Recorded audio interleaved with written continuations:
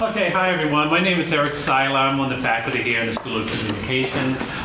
Welcome to our panel discussion on the African Diaspora portion of it. We're really glad to see you. We have a wonderful panel lined up for you.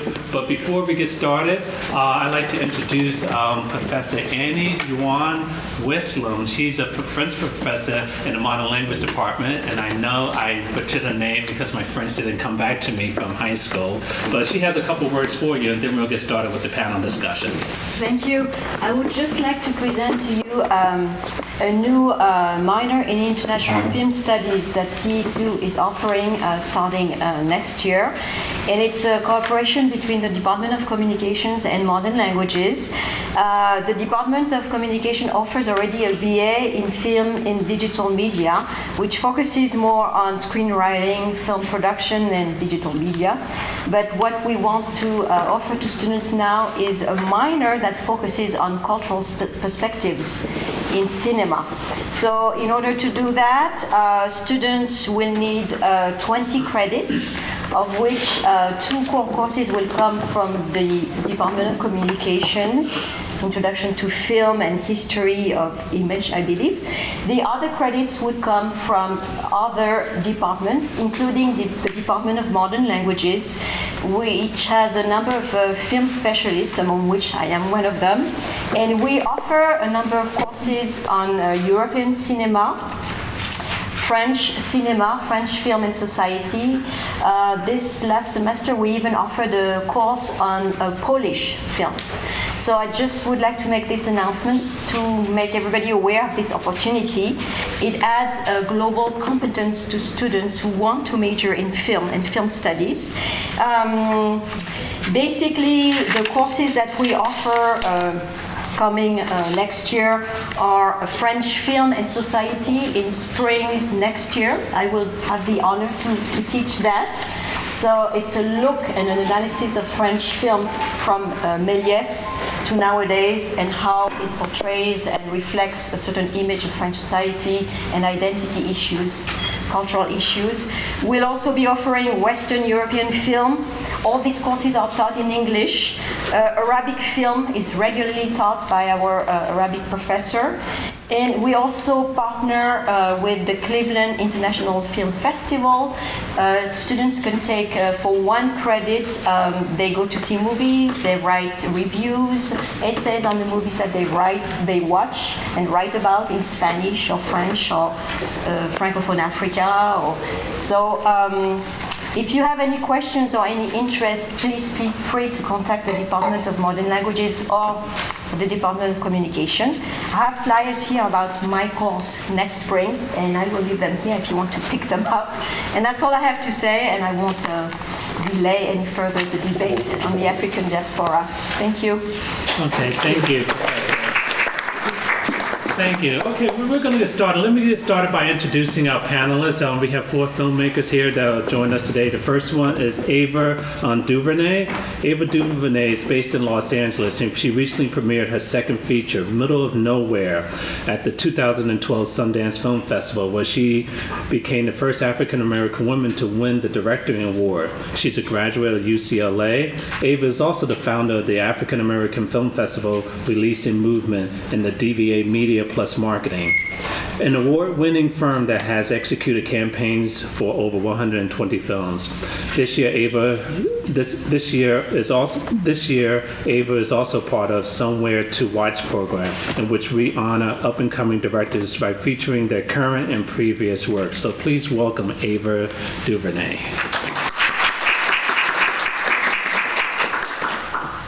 Our next director, I've been pronouncing her name for the last 10 minutes, so here's my test here. So if any of my students are here, please give me a good grade on it. Okay, our next director is Eli Aichi Sidikio Kamaro. How did I do? Thank you. Okay, she's a Best Documentary Feature film for the Montreal International Black Film Festival, Top 10 Audience Choice Awards, and also Seattle International Film Festival. Eli Aichi is also an activist turned filmmaker who worked for over 12 years as a professional trauma counselor for survivors of rape and abuse before making her first feature autobiography documentary, A Lot Like You. She currently runs Elephants Productions in Seattle, Washington, producing videos for nonprofit organizations. And Not In Your Guide, also within the last 2 weeks, she won Best Documentary at the San Francisco Asian American Film Festival. Please welcome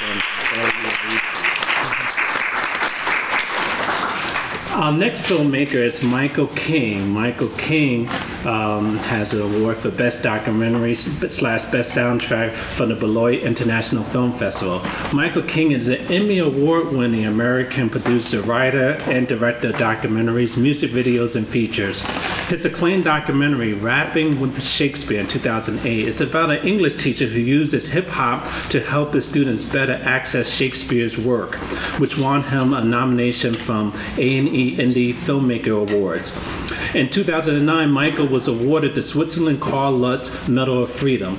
He's a graduate of Connecticut College, and he recently received the 2010 Harriet Beecher Lawrence 1934 Prize for his work in film and television. Please welcome Michael King.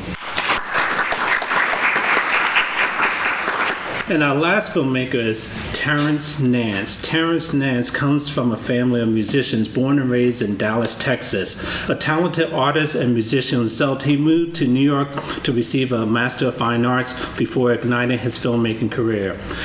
Experimental and inventive in nature, Terrence films and revolutionary in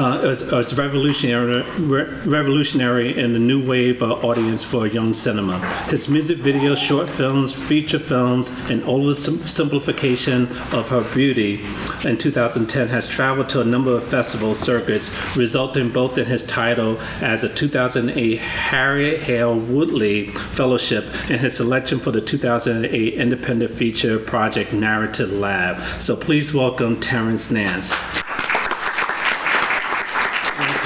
And if you see Terrence get up, he does have to leave a little bit early. So what I'm going to do is I'm going to throw out a general question or two to the panel, and I'll just open it up to the floor for people to ask our panelists questions. But the first question I want to ask them is I just want to try to set the tone here for the discussion, for the theme of the discussion, for African diaspora films. As we know, if you're not familiar with that whole African diaspora movement, we know that descendants from mostly sub-Saharan Africa, some 600, 800 million people came to the Americas, North America, South America. And through that, we're populating this continent. And as a result, we have filmmakers that are making films. And somehow, in some way, their expression of themselves is coming through film. And I just want to ask the panelists,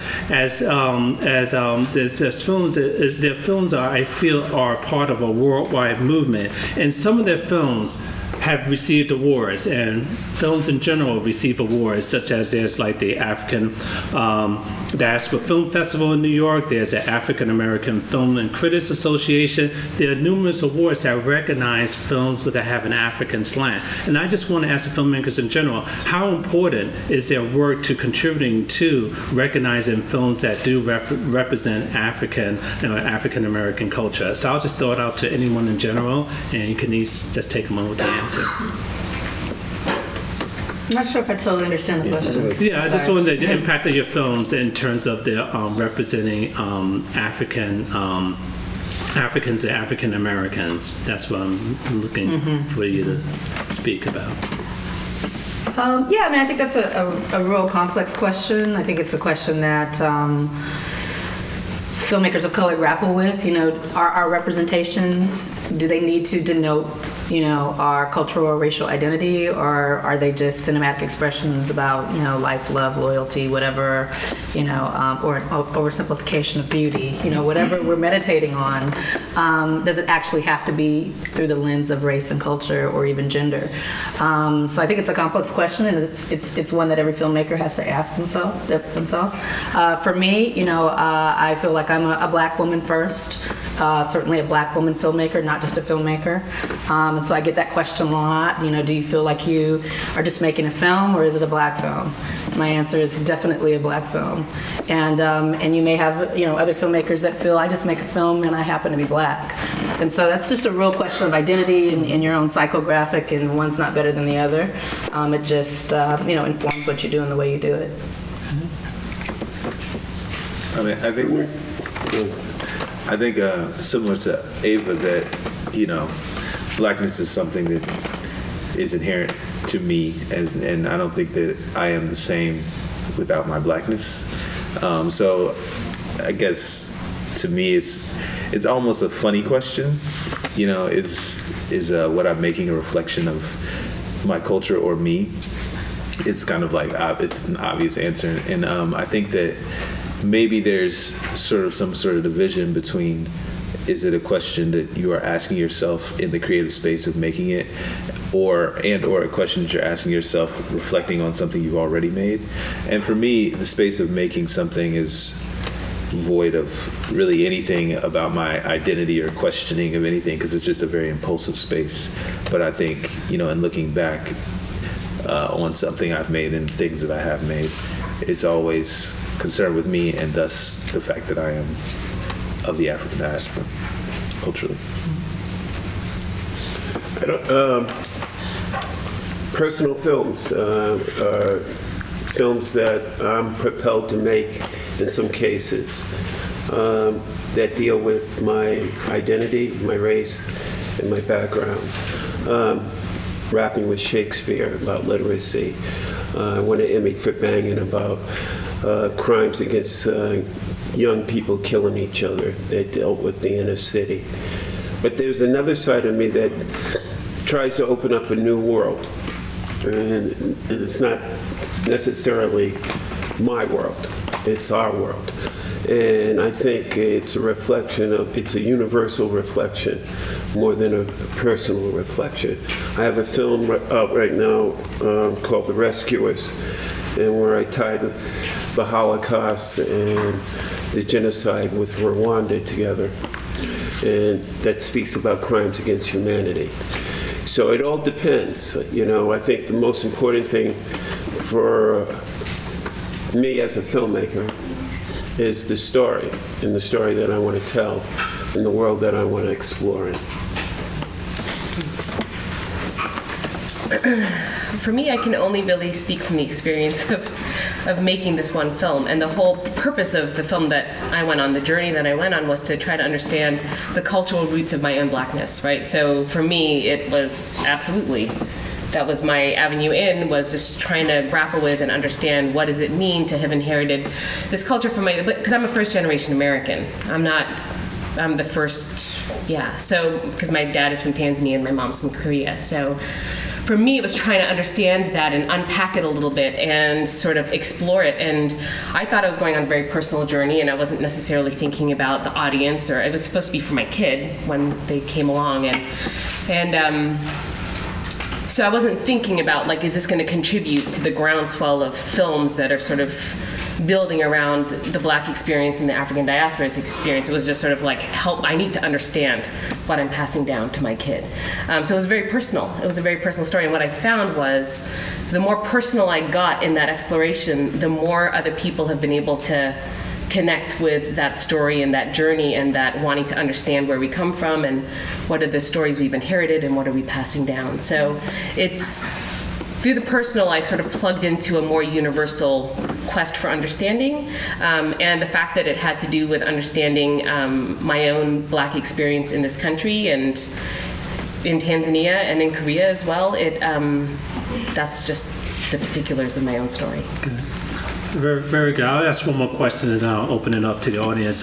You kind of jumped on my next question in terms of personal journey.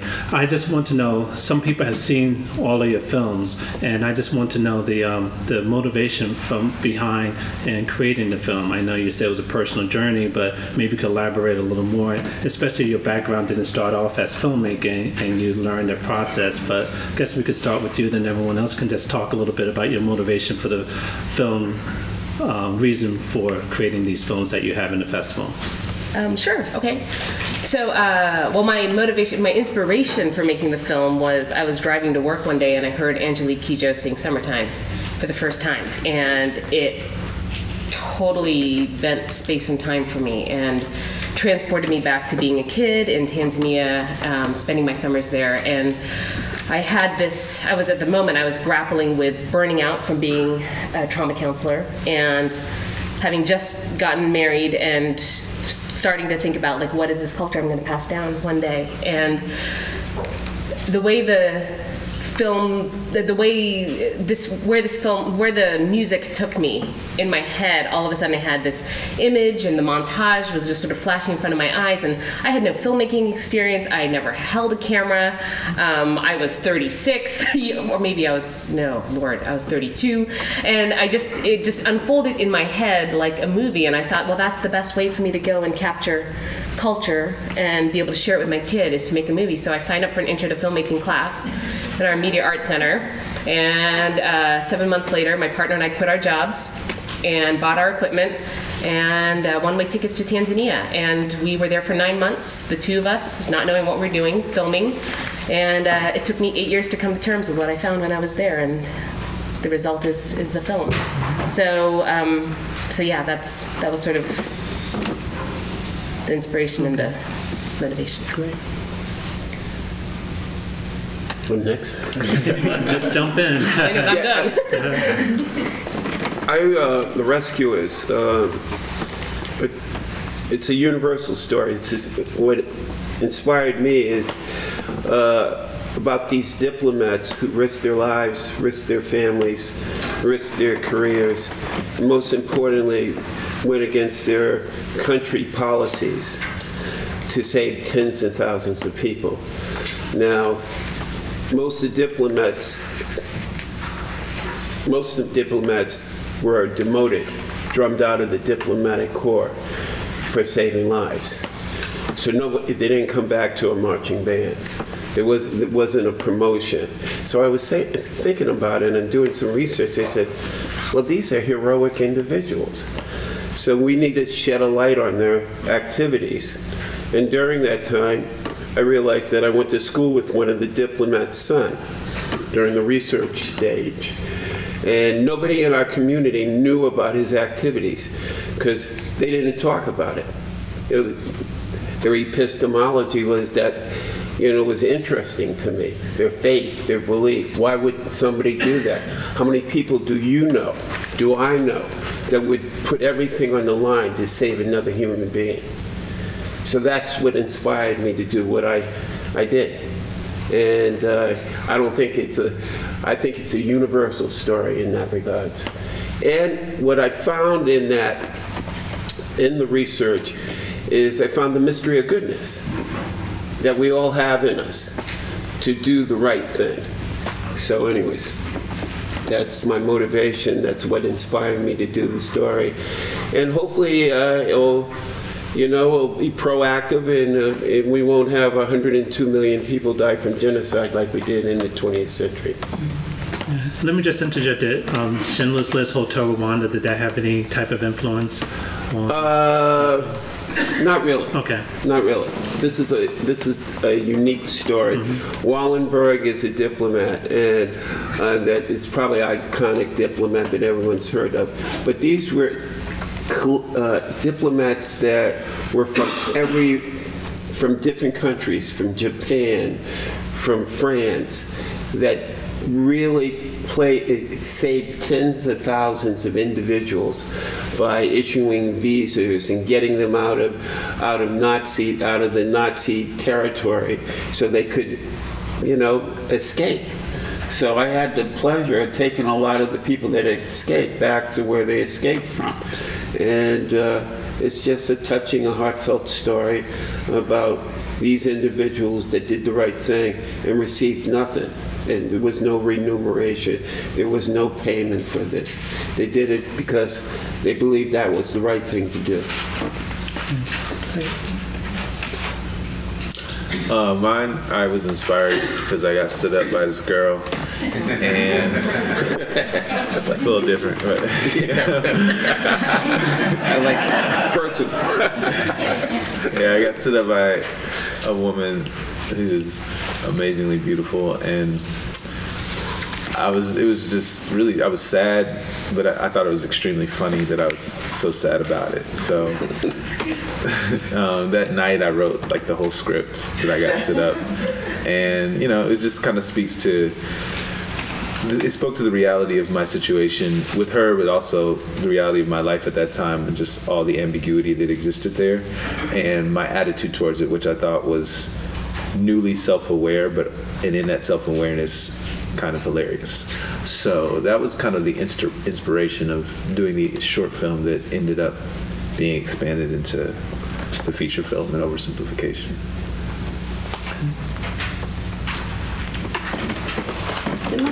Did I answer this? No, in your mind you did. In my mind. We just need to hear it. Right, in my mind. I love hearing filmmakers talk about these are really beautiful stories. So yes, this film that's showing in the festival is actually an older film of mine. And I haven't watched it in a long time, so I'm just trying to recall. But I know that it was the first feature that I made. I had made documentaries for networks before, feature documentaries for networks. This was the first narrative feature that I was going to make independently. And the idea for the story really came out of the amount of money in my bank account.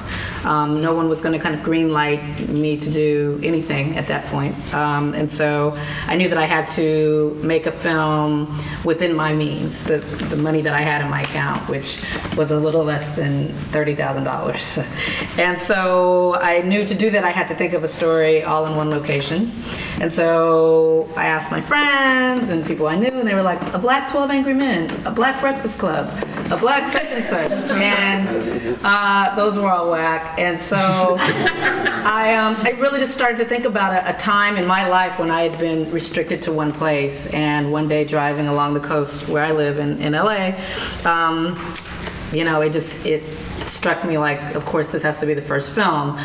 So the first feature, which shows at the festival tonight and tomorrow, is called I Will Follow.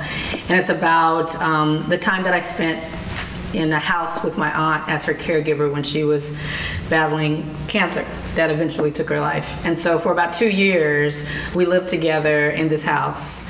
And the film is a meditation on that time. And so, yeah, the whole film is shot in one house. And on the roof of the house, and on the outside of the house, and under the house, like, we got every angle of the house. And yeah, so it came out of kind of a real kind of decision to work within specific means, but then also it became very personal as I started to use those constraints to kind of really trigger like a personal connection to the material. So. Okay. Yep. Very good. Thank you. Okay, let's open it up to the audience. Questions from you? Go ahead. I wanted to ask you a question because you talked about limited budget. Yeah. Okay, like I'm trying to raise money through some writings that I've done to fund, finance some future projects that I've written, and I guess I want to find out, like, the steps you took for the leak. Like, okay, they always talk about the sets and things like that, how you avoid, did you have because you've already worked in film, you knew what you could do? Like, for somebody who's raw, who doesn't think about, okay, if I had to do a film, I want them to shoot here or whatever, and I don't have this much money, because I know my daughter went to Howard, so I have kids that, have theater background I can pull from. I have people who I know who do some music, I know some people who do some sets. Right. But as far as like getting the locations and things like that, what are the hurdles that people like who have no clout or no networking, what's the best way to do that? Right. Really simple, work with what you have. right? So a lot of the best filmmakers, their first films are done, in existing locations. So the word set, building sets, like, you can't do that. You don't have enough money to do that. You have to walk into a place that's already ready to go. So whether that's your sister's house or your friend over here's upstairs, or I know somebody with a good backyard, or it's a restaurant that I go to, I'm going to go in there and ask, can we get in here for a couple hours on Sunday when you're closed? So, that's just an example of really using what you have, using the manpower that you have. You're not hiring someone to do hair and makeup. Like, who do you know that can do some hair? Anybody can put on this powder? You know what I mean? So you're really trying to kind of collapse the idea of what a film budget should be and how the fancy people do it, and tell your story with the means that you have, right?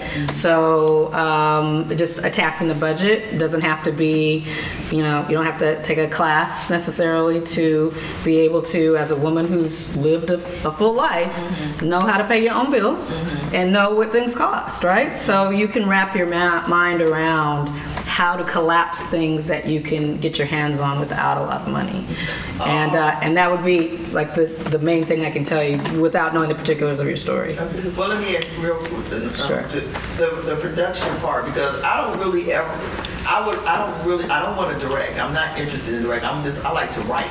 I prefer to hand that off to somebody else. But I would like to know how to handle the production aspect. And I guess, is there any simple class or ideal of how you look at producing? I don't know if you produce. Do you all have that here? A producing class? We do. We have filmmaking classes. So would she have to get a whole degree, or could she just take a class? Take a class. She could? See us afterwards. Yeah, because there's some resources. Yeah, I mean, most major markets or most cities have some kind of filmmaking collaborative, and I mean they're filmmakers in your city that have done it. So if it's something that you're interested in doing, I think it's really smart that as a writer you also have your eye on production. I think so often as artists, especially as writers, we write our work and then we hand it off and hope it works out, you know what I mean? So being able to really add some expertise or some experience in production is a smart thing. Yeah, because I was hoping to shadow somebody. I was hoping that I would get enough money to find somebody who was good at producing. Yeah. And I would learn on it. Yeah, you could do that too. Do we have a lot of filmmakers in here? We have filmmakers. Yeah, I talk to a lot of students, and one of the things how I started is doing small projects, doing small things, shorts. Don't get so grand thinking about doing your first film being a feature film. Try something small and be successful at that. Learn the mechanics of filmmaking, and that will help you grow. I started off doing PSAs, and then I did music videos. I got bored with music videos, then I did long form, I did documentaries and then narratives. So I worked my way up, understanding, and I'm still learning today. And I think we all are still learning today. There's new technology, there's, new ways to look at making films, special effects, and again, so it's a real long process, but I would start off small, because it could be very frustrating to have like 400 hours of footage and then go to an editor and say, can you help me out? So, I mean, that would be difficult with no budget. Go ahead. For those of you that make documentaries, I'm curious, do you start out with a specific look and feel to the finished product in your mind? Or very high contrast or soft focus and things like that? Or do you go into it with the intent of, look, I'm going to film this and then we'll worry about the look and the feel and post? I personally think it's very important to do as much as possible beforehand in terms of work on what you want the aesthetic for anything to be. Because I think there's a way of informing an aesthetic by saying, I just want to arrive there and make it raw, and that's the aesthetic. Does that make sense? Or saying, I want it to be this, I want it to have soft focus, so I need a fog filter, and I want everything to be shallow depth of field, so I need, a lens that opens up to 2.8 or something like that. But both of those are predicated by a decision that you made beforehand. You know what I mean? I think with almost anything filmmaking wise, narrative, documentary, or anything, it's best to have as concrete an idea as possible when you arrive there. Is that how the rest of you shoot as well? Yeah, I mean, I've done some docs. I'm working on a doc now, a collaborative doc about the whole Occupy movement, and it's like 9 filmmakers who all just basically took cameras out and shot whatever, and it just looks crazy. Like some people were trying to be arty, and some people were just like up on you, and you're just like, whoa, it's a lot of different styles here. But that's part of the aesthetic of the piece, is that it's fragmented and scattered, and that was not a decision that was made before. So that's a more collaborative piece. For my pieces, like Terrence said, I definitely plan a bit. I've not been in an environment where I'm like, let me just pick up a camera and go get this. It's usually having some kind of idea about how I want it to look. Especially when you get into a space, most docs, some docs are more kind of find and follow, but most docs you're going to have some kind of talking heads in it.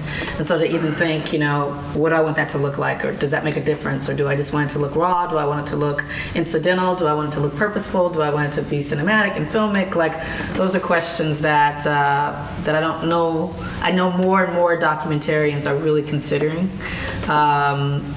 Frankly, because you're competing with documentarians who are considering that, right? And so I was on the jury for the Independent Spirit Awards, their documentary award, Truer Than Fiction. And some of the docs I saw were just, like, you can't even really compete in the doc space right now without having some purposeful intention about what you're shooting and the way it looks. I mean, that really was part of the consideration as we deliberated. Did they take care with the image, not just tell the story? And I think that's a bit of a shift from the way that docs might have been considered a couple of decades back, where it was more about narrative thrust within the doc. So whether that's a trend or whether that's something that's here to stay, I mean, docs are looking a lot more narrative, to be frank. That doesn't mean it has to be difficult. It doesn't mean you have to spend a whole lot of time doing that, but it just means you have to consider it and make sure that you either put the people in place that can achieve that, or know how to do that yourself. Or be aware that you're making a decision not to do it. Yeah. You know what I mean? Not go in thinking that you're doing something, as long as it's purposeful, whether it's you're doing it or not, I think it's fine. Any questions? Okay, I saw the hand in the back, and then we'll come up to the front. Go ahead. Just 2 questions. Number one, how do you approach the way that you do your narrative? And does that change as you move from feature length to documentary? Anyone? Can you repeat that? Can you repeat the question? Oh, I'm sorry. How do you approach the way that you write your narrative or tell your story? And does that change at all as you move from feature film to documentary? I haven't moved between the two. Maybe Michael. Yeah, I mean, you're talking about unscripted versus scripted. It's a big difference. You're talking about, we're writing a script, you're talking about scenes, and it's a little more structural. In documentary, it's observational, and where you're going out and you're cinema verte, where you're going out and you're following a subject around to tell their story. So there is a big difference between the narrative and the documentary world. I don't want to scare. I don't want, I guess for me, I've made narrative films where the direction was, okay, I'm gonna follow this kid through a market in Accra, and then we just do that, and then something happened or didn't, and then I've made documentaries where it was like she needs to dress up in a silver suit and have a scepter that has a red balloon on it, and like they were heavily scripted in some of the visuals. So I think that it's more important just to ask yourself what you want to be on screen, no matter what you're making, and if it requires preparation that needs to be on a page. Because it needs to be produced by other people. They need to look at it and say, we need this silver suit or we need this. Then, you need to script it in that fashion, no matter what kind of category of film you're making. And then if you want something that is verite and does not, inherently it's not served by directing things and directing the environment, and directing the elements in the environment, then don't do that, you know. So I think it's just more considering the result, no matter what type of film you're making. All right, up here, you had a question? Yeah, is time and space still an important element to film? Like Holocaust, it was past history, but fortunately you made a person that have recorded, you know, the actual experience. So how do you get the benefit of, like you said, it's a story telling from somebody, but how do you, money-wise, like she said, and time-wise and space, to make it easier for the film producer to achieve that goal?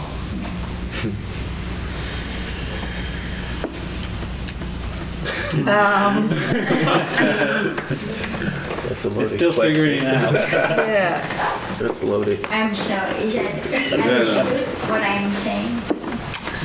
So let me just ask. So you're asking Practical way of like to achieve the goal of specifically of something that's in the past, a historical piece? Right. Oh, so maybe you could speak to that.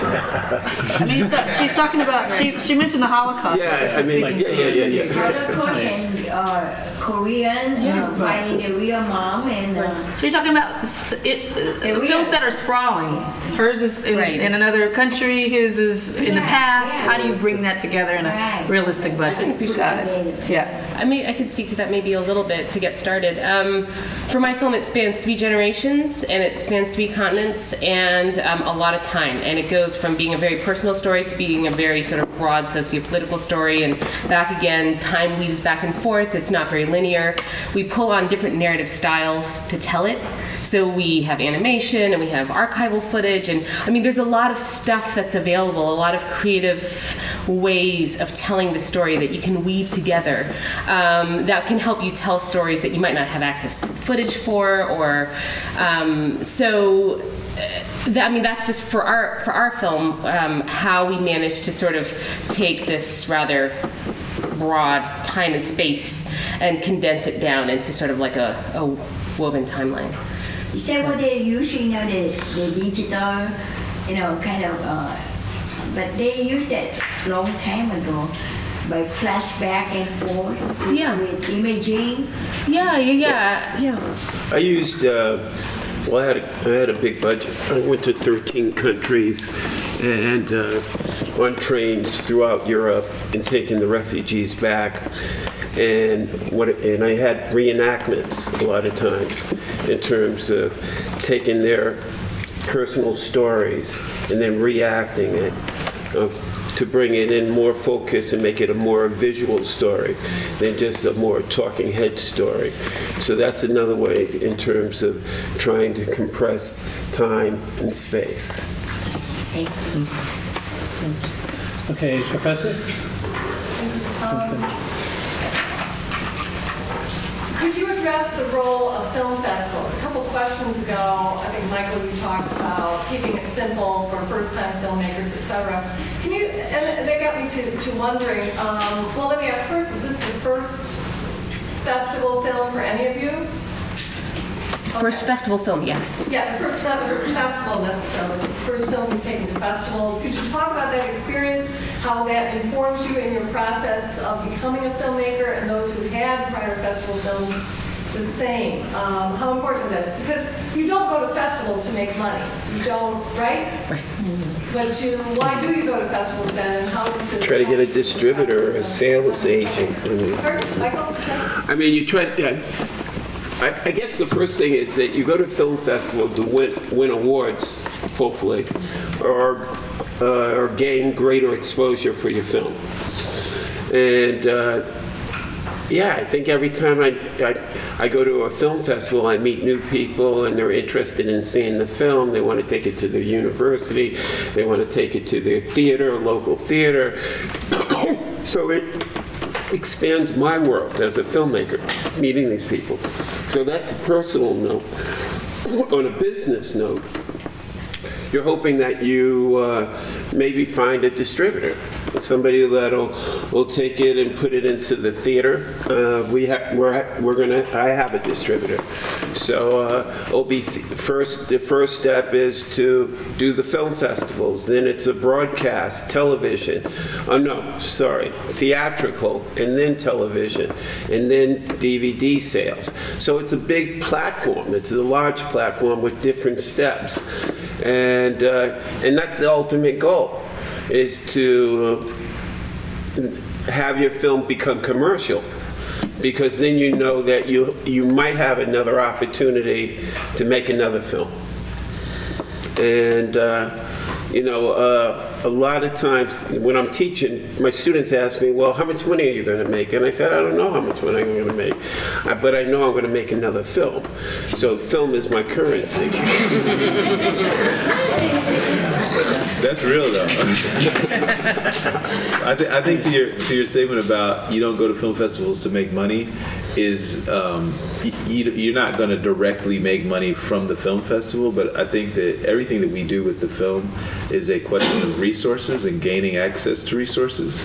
And it's a means to an end, which is to gain resources. And coming to a festival, like Michael said, puts you on a platform that you would not be if you were not at the film festival, and a platform that could elevate you to another platform, which all is to the end of getting more resources for the distribution of the current film or for the production of the next film, which usually comes in the form of money or in-kind donations. So I don't think I think filmmakers should not lose sight of that in their dealings with the film and how for me, this is my first one, but how I choose to get it out there to film festivals, because it does end up being a question of resources and thus money.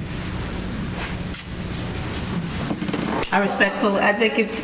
Can I jump in and say, in case, I'm sorry you said this at the beginning, I missed it, but this panel represents a grant award to the Cleveland International Film Festival by the Academy of Motion Picture Arts and Sciences.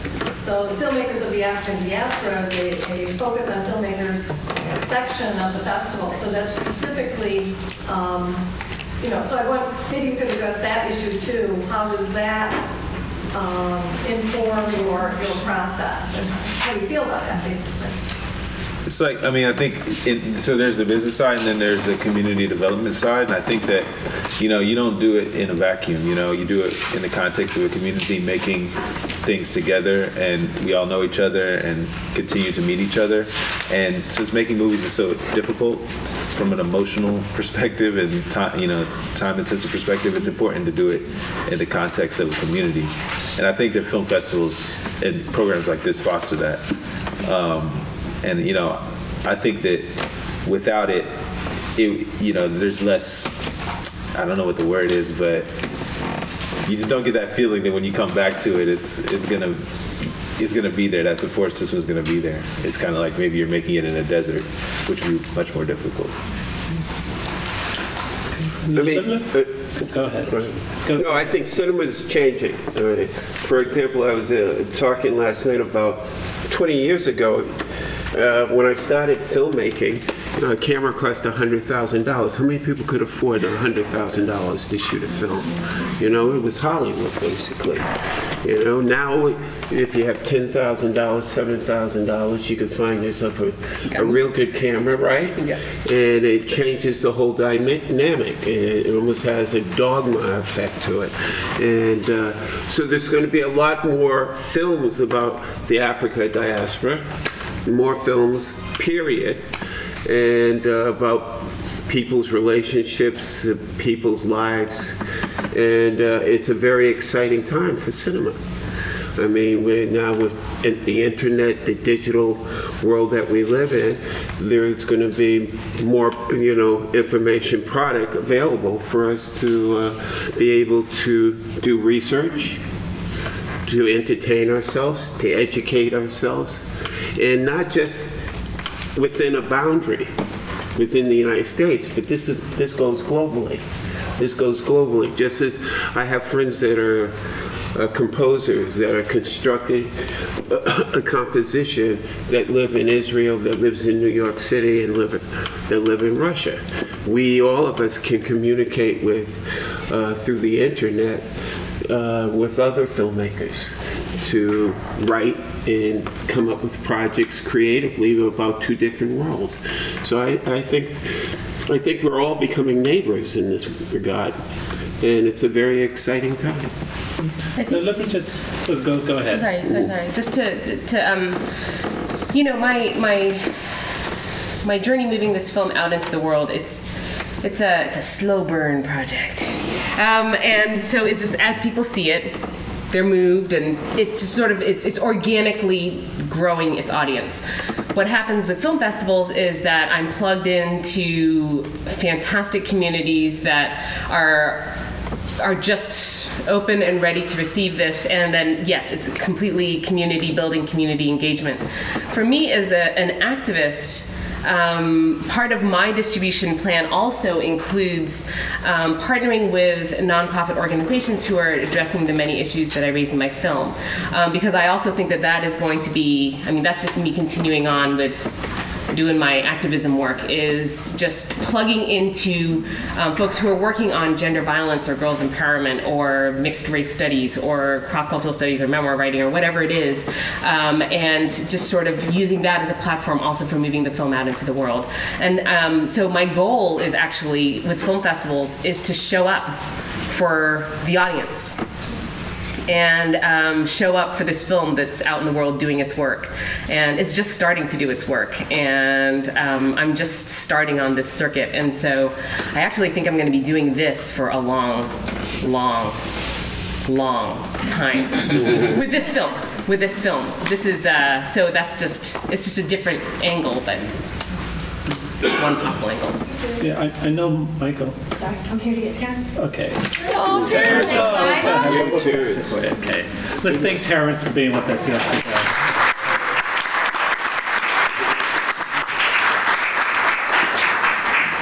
With more technologies being available now and cheaper as is, we have a lot of up-and-coming filmmakers, but there are challenges shooting. And I know the two of you shot in African countries. You shot in Tanzania, you shot in Rwanda, other countries. Could you speak about some of the challenges you face in shooting in African countries as opposed to shooting here in the United States?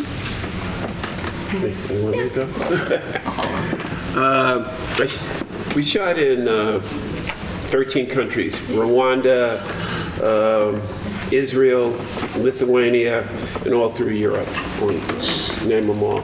We were very fortunate because we were doing a diplomatic story from diplomats from these countries, and so we had the embassies involved, so that opened up a lot, opened up what could have been some red tape type of situations for us. I mean, shipping, the big production concern is shipping your equipment. The film I shot was shot with a red camera and also a 170 Panasonic. And I had a crew of 25 people. That's not your typical documentary. That's more like an independent feature film. So in a lot of regards, I can't talk of, it would have been a lot easier to have a small camera, a sound person, but that wasn't my vision. My vision was, because of all these locations, because of the reenactment, I needed a camera that could capture that. And I also needed a smaller camera that I could, what I call, shoot inside the action, follow the characters around, so it would have that aesthetic feel of a documentary. So for the bigger shots, I would use the red. For the smaller shot, I would use a smaller documentary style type of camera. And And that's it. I mean, the shipping your equipment is a big issue. Getting all your permits, getting all your permits in place. Moving a crew of 30 is a big responsibility. And we traveled by train, and that became moving boxes out of trains became a big issue. So I had to sit back. We went because of Europe, because how the train stations are, right? You get off the platform, then you go downstairs, and so my first time I went from, I think, Paris to Biarritz or Bordeaux, everybody was complaining because they had to walk this equipment for like a half a mile. And it's heavy box, like 30 boxes. And so we decided we needed to hire a van to move the equipment and meet us at the location. So you learn as you go. But I mean, so there are, the best way to prevent any type of issues like that is to, scout it out before you go there and look at what your needs are and what type of film you're going to tell. This is brilliant because my experience was the exact opposite. And so I love that we have this sort of span because for me, that was my camera. I had the DVX100 and I saved up all my money to buy it. And I had a microphone and we got some lights, all of it we got off eBay. And my husband I put in charge of the lights because he understands lights and fraction. He's really good with light. So I made him the light guy, and I did camera and sound. And our biggest challenge filming in Tanzania, frankly, was more along the lines of the cultural and communication. Miscommunication, the barriers, and then for me, my struggle was the ethical dilemma around informed consent. I'm filming my aunts, I'm filming my uncles, I'm getting their stories, I'm getting their permission to film them and get their likeness and share their stories with people. They have never seen a movie, they have never been to a movie theater, they had no concept really of just how many people were going to be impacted by their story. And so my struggle then, and it continues to be to this day, is what does it mean to get informed consent? So those were the things that I was struggling with, along with having my equipment break down and being in a rural village on Mount Kilimanjaro and not really knowing where to go. It was a little bit of, we were a small team of two, so that was easy for us to get around, but I was struggling with some of those issues of, informed consent. Right, Vanessa? I have a two-part question. First, why do you create? And then second, what is it that you find within the creative process that can be beneficial for the diasporic communities? Come on in. Go ahead. No, go ahead. No. I don't know. I think I'm still irritated by a question like 2 questions ago, which is this idea of film festivals and what it means specifically to Black folk, which I think was part of what that question was. I mean, I'm not irritated by the question. I think I just want to express another view of film festivals and the reality of what it is for Black filmmakers. The reality is the percentage of Black films that are acquired or get distribution out of these festivals is minuscule. The number of Black films that are getting any kind of distribution is really, in the grand scheme of things, non-existent. And the film festivals, specifically Black film festivals, are the way to share your film, And the way that I know a lot of filmmakers that I deal with and personally myself regard these festivals as literally exhibition spaces, because for most of us, it will be the only way our film is seen. And that is the reality of Hollywood, the industry, and the movie making business. And so, it concerns me to hear filmmakers regard the festivals as only kind of money-making enterprises. Not to say that either of you said that. I'm just taking it further. Right. But as money-making enterprises, when really it is the point of connection for filmmakers with their films to audiences, which is ultimately what we all want. Now, how that's monetized and what happens after and digital ancillary, all those things are certainly elements that I'm concerned with because I'm a director and a distributor. But my distribution company came out of the fact that no one was distributing Black independent film in a purposeful way. And my company is called the African American Film Festival Releasing Movement because we release films through festivals, right? So it's a bunch of film festivals getting together and say at the same time on the same day, we're going to use all of our resources, and instead of having scattered screenings, we're all going to screen this week and give these filmmakers a theatrical release that no one else will give them. So I think that there are there's evolution in terms of the way that some filmmakers are thinking about the film festival circuit, and that comes back into a circle of this film festival, which is a majority culture film festival that has a grant from the Academy to shed a light on different kind of outsider niche filmmakers for the next 3 years. This year is the Black year. Next year, this will be Latino people. I think the year after there's others, and that's a good thing. There are also film festivals that year-round focus on these spaces that I think we should seek out and also support locally and on a national level. Filmmakers that are always LGBT, always looking at Black films, always looking at Latino films that may not have the same pedigree as some of the majority culture festivals, but certainly need our support, and filmmakers need to feel like it's worth sending their films there as much as they send it to Sundance, And I'm saying this as someone that was at Sundance with Terrence, won Sundance, all of that. I value my prize from Sundance as much as I value my prize from the Pan-African Film Festival. And ultimately it's because my film got to audiences and they were able to experience the art that I created. See, I brought it back to your question. It went all over, but it came back. And so that is why you create art, to share that expression, to share what's in your head and your heart and your spirit with people. And it gets muddled by when you have to think about, how do I monetize, how do I live, but ultimately at the core of it, when you distill it down, it is about telling that story and sharing that story. And there is value in sitting with a room of people where I'm not going to get paid, nothing's going to happen with my film after it. We're talking and we're sharing stories, and I think that there's a value in that's often not acknowledged. Yep. Over here.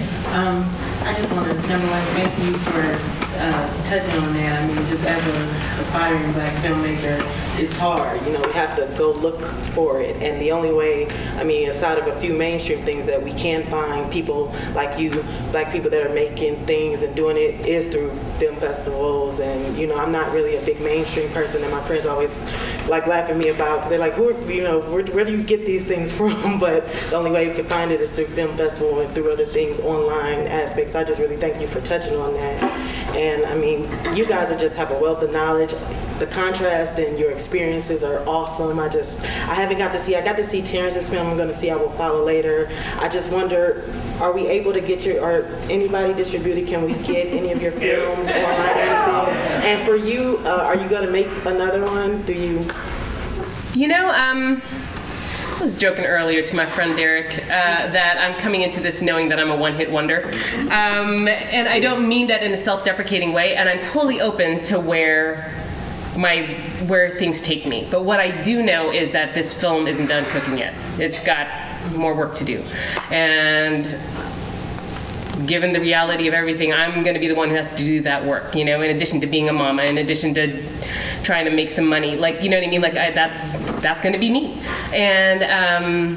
And so it's just moving the film out into the world and connecting with as many people as possible. And hopefully it'll be available. You can go on to my website, and I have some cards. I can give you my card afterwards. And when we have the DVD available, we'll be selling it from our website, and then we'll just sort of see where it goes from there.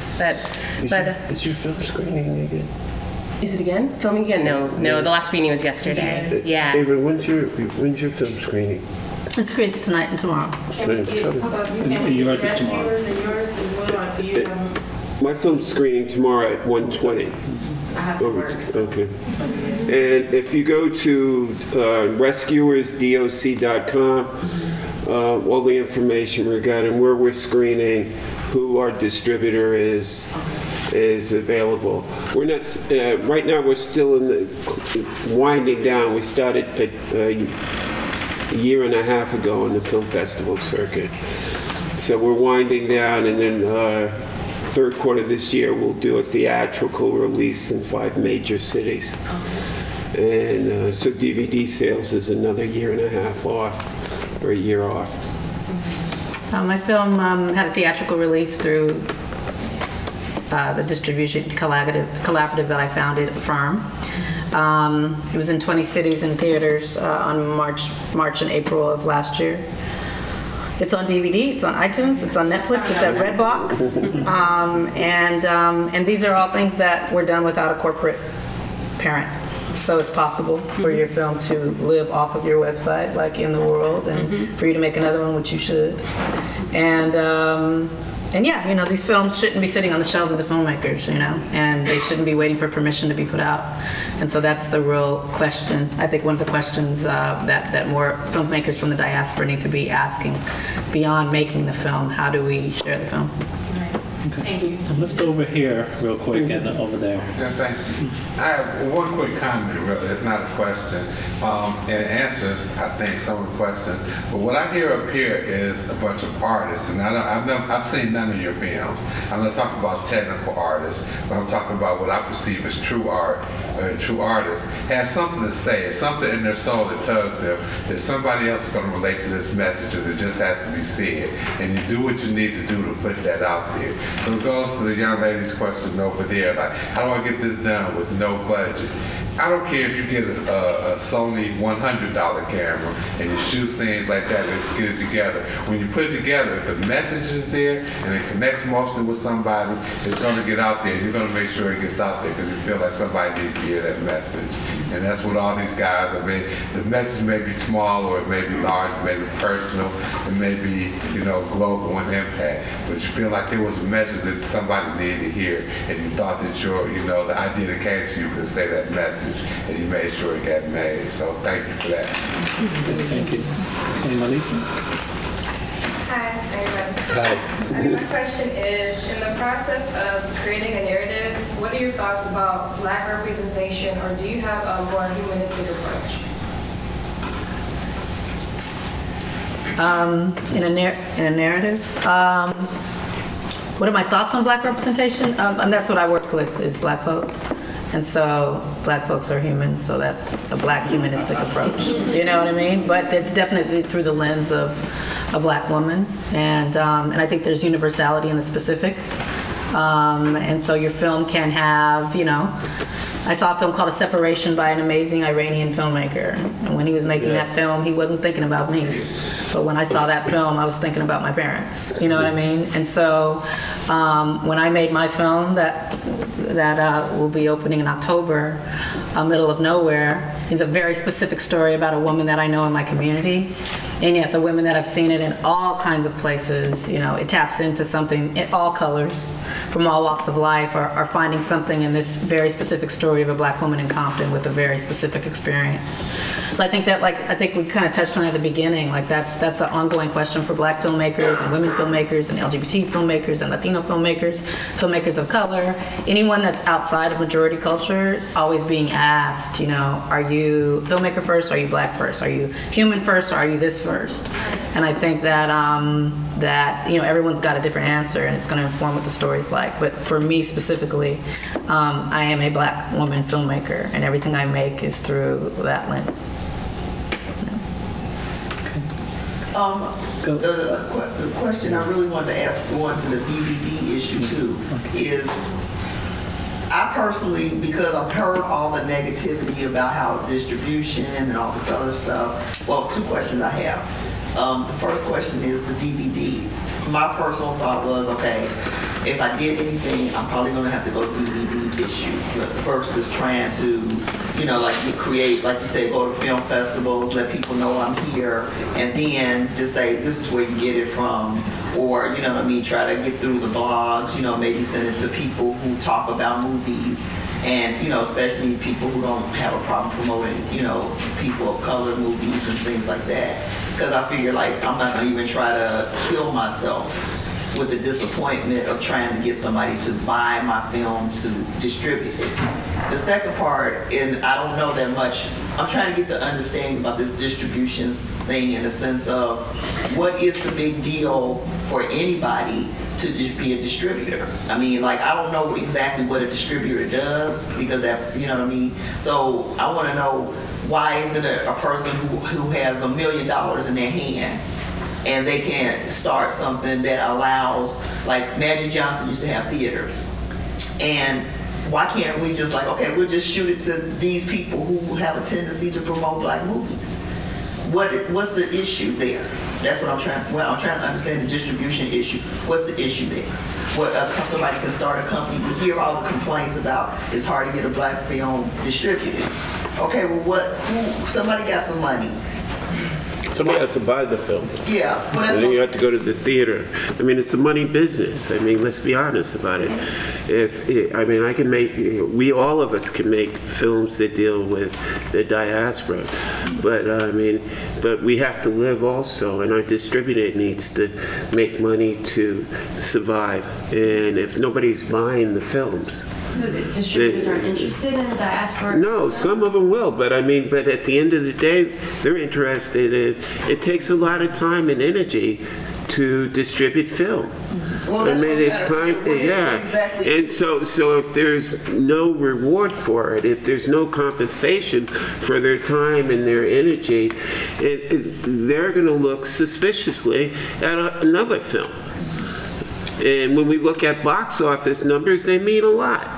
You know, I mean, we need to be honest about this, you know, and for us to have more black stories, we need a black audience, we need an audience that's willing to pay to see these films. But I guess what I'm trying to get at is like this, okay, like I said, that multi-million-dollar lottery we just had. Okay, so one of those persons is black. And they said, okay, I'm going to open up theaters. I'm going to have maybe cafes, you know, have a little creative, you know, the way they, whatever. Is that the problem? You don't have anybody to take it to?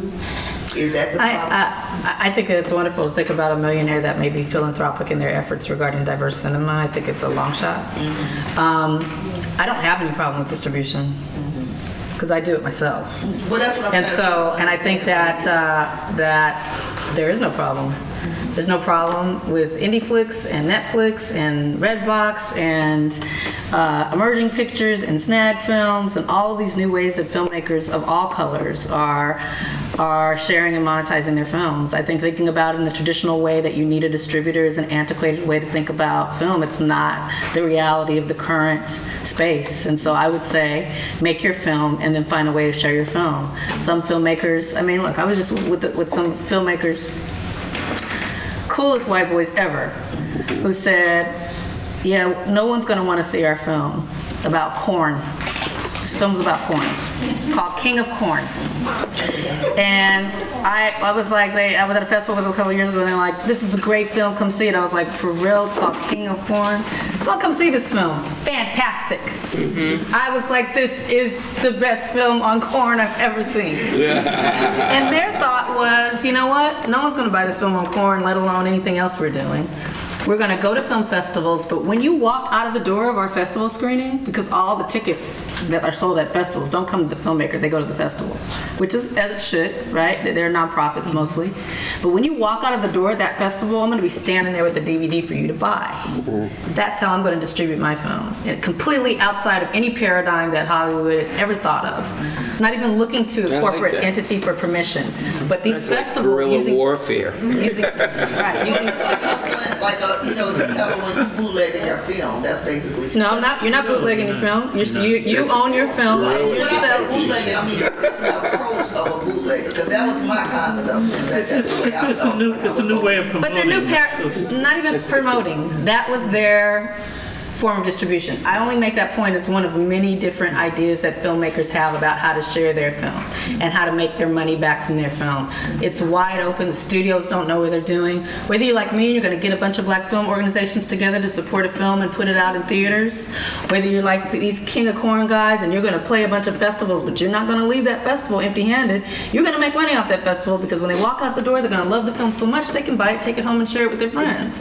Whether you're going to organize small screenings on DVD, whether you're going to just do a digital file and sell it off your website, whether you join something like Snag Films, or you satellite your film to theaters through Emerging Pictures, or you four-wall it, or there's so many ways to think about it. So I would invite you that if you're thinking about making a film, you know, yes, you should be thinking and studying distribution and marketing as well, but ultimately know that the doors are not closed, and certainly the only way to get your film out, you don't need a distributor, right, in the traditional way.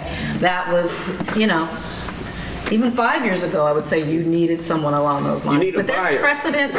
That's what you need. You need buyers. There's precedents. There's precedents for people distributing their films in different ways, from Oscar Michaud to Haile Garima to Melvin Van Peebles in the black space, right? We've always been kind of on the outside of the corporate structure, but you know, making amazing films, and there's a way to get them seen. So let's say don't get too, you know, bogged down in it. I think the ideas are amazing, but don't let any kind of fear of lack of distribution stop you from making whatever you want to make. So, yeah. All right, I know we had a question over here. You've been waiting. Yes. Yes. Hey, you did My Mic Sounds Nice, BET, right? Was that a project that you commissioned to them, or they came to you and said, we'd like you to do this guy? They commissioned it from me. So yeah, they wanted a doctor. And then my second question was, what was the process as far as contacting the artist, like how you screened it, where you shot the film at? What was the process with that? Yeah, that was a director work for hire process, which is always interesting if you're a director like all of us who have stories that, you know, come from our minds and then we make them happen and give birth to them, as opposed to a project that we call work for hire, which is someone saying, we'll give you some money to make this. And a lot of filmmakers in the independent space kind of straddle those lines because we got to eat, got to pay the bills. For me, in looking at work for hire projects, you know, they have to still be something that I'm passionate about because it's going to have my name on it and I'm spending my time on it. For My Mic Sounds Nice, it was about, you know, the history and evolution of the black woman in hip hop as artist, so female MCs basically, and the ups and downs and turmoils and tragedies of that space. And so yeah, I mean, you know, it's such a underappreciated form of the art. And no one's calling these amazing artists to talk to them, so it's pretty easy to call and get them all to participate. And yeah, you know, we tried to have a visual aesthetic to it and really present something that BET hadn't had before. So it was their first original documentary, yeah, I'm really proud of it. Yeah, thanks. Other questions in the back? I actually have two questions. About, on average, how many hours do you think it takes for you to film your film, and how much footage do you actually capture? And my second question is, when you guys are filming in other countries, are there like different rules or regulations than what there are here in the States? I think that's you. Yeah, my advice, if you're going to film in a foreign country, is go through the film commission and find out what the rules and regulations are. Each country usually has a film commission, and that's a good starting point to get information about what the rules and regulations are. In terms of the footage that you shoot, what was that first question again? About how many hours of footage do you? It depends. I mean, it depends on your story. It depends on what you capture, and so you'll know. You know, I mean, you'll know. You'll review it. You'll see if you have, you know, your story structure there, and that, you know, and then if it's not there, you'll go into editing and you'll look at it and say, wow, I need to get this, I need to get that, I need to get this, and you'll put a list of pickup shots that you'll go out and shoot to fill in the gaps. I mean, in the narrative, it's a page a minute, so that's what I mean. You know, you look at it's 120 pages is 120 minutes, right? But I mean, you're going to shoot more than that. You know, you're going to shoot maybe for 30 days, 45 days a feature film. Or 15 days. Or 15 days. She's good. She's very good. Or whatever you have money for. All right. But I mean, in that case, even if you shoot 15 days and you find out you need 3 more days, you'll take that 15 days and show somebody something and say, I need 3 more days to shoot. I mean, I started off my first film, it took me 4 years to make because I had no credibility. So what I would shoot, I would edit, and then I would go out there and show a funder and get more money to shoot. And I did that 4 or 5 times. And I was fortunate to win an Emmy. So, I mean, and after that, everything became easier.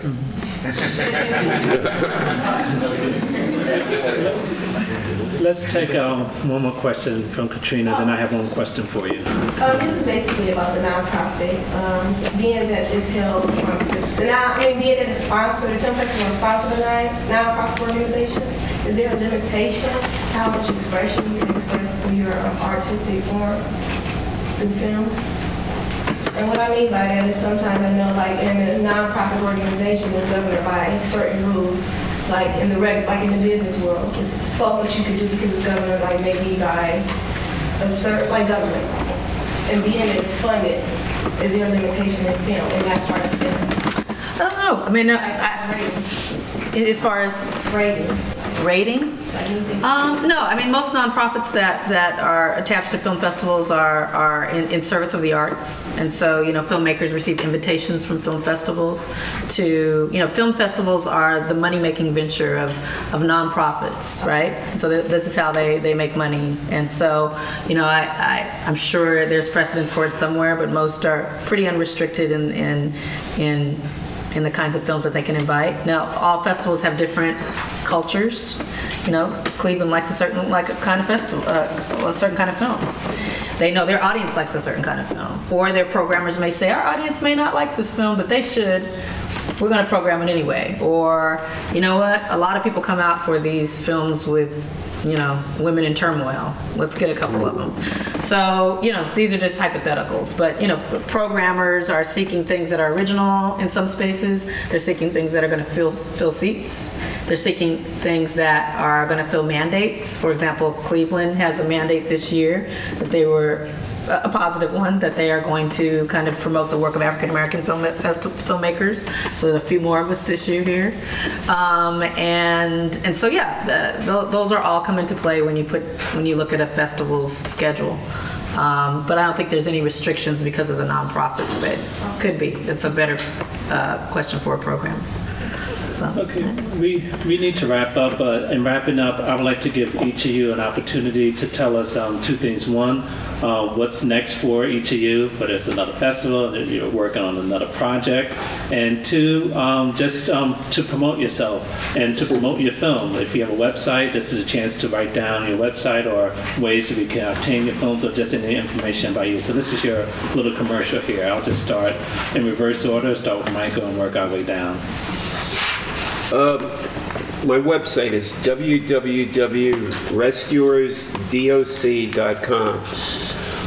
What's next for me? I'm speaking at Harvard on April 10th and screening the film, and then after to Babson, then to Palm Beach State College, and then I've been invited by the State Department to show the film to a group of diplomats in Vienna, 58 diplomats. And then I'll go to Bucharest in Romania, and then Bulgaria, and then to Budapest and Amsterdam with the U.S. Embassy. Next for me, wow. I'm in discussion with the Department of Defense to do a story about a Navy SEAL individual suffering from traumatic brain injury. And this is a documentary, and I have 2 feature films, one on Chet Baker, a jazz musician that we're working on, and another one on Noah's Ark. So my website is www.alotlikeyoumovie.com. And one thing that I don't think was mentioned in the opening was one of the awards that we won was the only award that's given by the African Diaspora International Film Festival, which every year they give an award to the best film directed by a woman of color, which I think that's an amazing award, and we were lucky enough to win that this past year. And so next for me, I'm on to Sarasota, and then Langston Hughes African American Film Festival in Seattle, and then where? I think that's it for now. And then my next plans are to keep doing this, to keep showing up for the film and be of service to it in whatever way I can, and moving it out to campuses, to festivals. I am cutting it down to an hour length now. I'm having some conversations with some PBS folks and trying to figure out how we can cut 30 minutes out of our film and still keep it complex and woven. And so I'm doing that cut now, and all the sort of bells and whistles that go along with that, with the facilitation guide that goes along with it. And I'm going to keep on being a mama, and I'm just going to keep on keeping on. But I'm very grateful to be here. Thank you so much. The distribution company that I work with and founded last year, Affirm, it's the African American Film Festival Releasing Movement. Our website is www.AFFRM. So it's the word affirm with no I.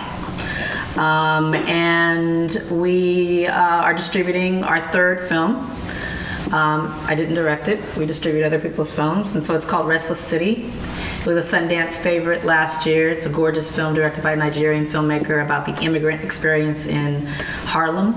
A young man who falls in love for the first time and is really trying to find family outside of his home country. So we opened that in LA, New York, and Atlanta on April 27th, and then it expands on May 4th to about 10 other cities.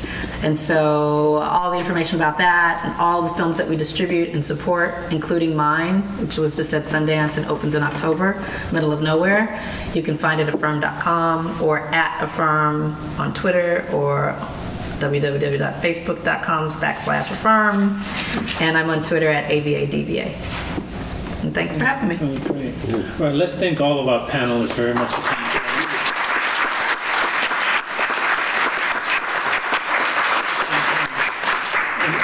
Thank you all very much for coming. We have a half-hour break before the next panel discussion. We hope that you can stay for that. Thank you.